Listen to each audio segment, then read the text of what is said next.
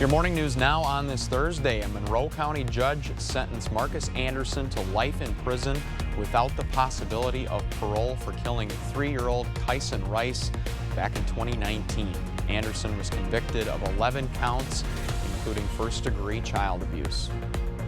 Judge Ketanji Brown Jackson will be sworn in today as the newest Supreme Court Justice. She will be the first black woman on the court, replacing Justice Stephen Breyer, who is retiring. Jackson served as Breyer's law clerk, and he will be the one swearing her in shortly after the Supreme Court delivers its final 2 opinions of 2022.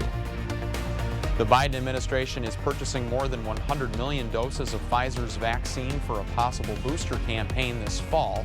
The billion-dollar deal includes shots for both adults and children. The FDA is currently deciding whether to authorize a new version of the vaccines to better protect against the Omicron variant. Former R&B superstar R. Kelly will likely spend the rest of his life behind bars after a federal judge sentenced him to 30 years in prison for racketeering and sex trafficking. Some of his victims say they weren't sure justice would be served, but the ruling renewed their faith in the justice system. Kelly's legal team plans to appeal his conviction. Colorado Avalanche fans will cheer on the 2022 Stanley Cup champs in a parade this morning. Denver police, sheriff's deputies, and the fire department are all working to make sure everyone is safe. The route through Denver will end in a rally for a total of 4 House of Fun and Fandom. Colorado beat Tampa Bay in 6 games for their first championship since 2001.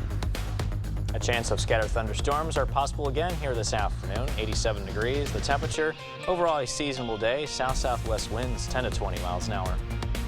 Overnight, the Israeli parliament voted to dissolve itself, giving former Prime Minister Benjamin Netanyahu a path to return to power. Israeli citizens will head back to the polls for their 5th election in 4 years in November.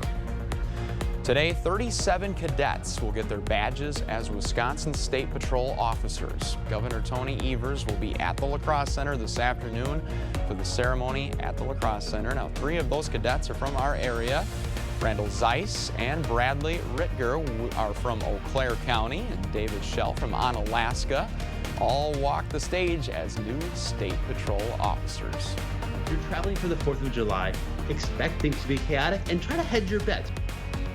If you're heading out early for the holiday, pack patience. Besides flights being canceled all week, AAA says the 4th of July weekend is predicted to set a road trip record with 42 million Americans traveling 50 miles or more. The skies will also be a frenzy. AAA projecting 3.5 million people will travel by air. The high cost of gas is not keeping people from heading out into nature this 4th of July weekend. There are campers from across the country parked down at Pettibone Campground. Employees at the campground and Goose Island Campground say they are expecting a full lot this weekend. We have 326 sites here. So at this point in time, we are at 90% capacity. And this morning we checked availability at Goose Island, and they're booked solid right now. Pettibone's manager says that it is too late to get a spot there for this weekend, but now is the time to put in your name if you want a spot at either campground later on this summer. We have a link and a phone number at news8000.com. The American Red Cross has a new initiative to get people to roll up their sleeves and donate blood. The organization says there is usually a dip in donations around the holiday weeks, including Independence Day. So from today until July 10th, donors will get a free recycled tote bag as a thank you for donating. Riverfest kicks off today. All vendors are ready to go, and the food trucks will be there as well. Staying true to tradition, Riverfest will set off a fireworks display on the 4th of July. The opening ceremony starts this afternoon at 4. And as you head out the door, watch out for some of those showers and storms, mainly to the north. The rest of us cloudy, slight chance of a shower. Better storm chances, though, later this afternoon, with highs around 87 degrees.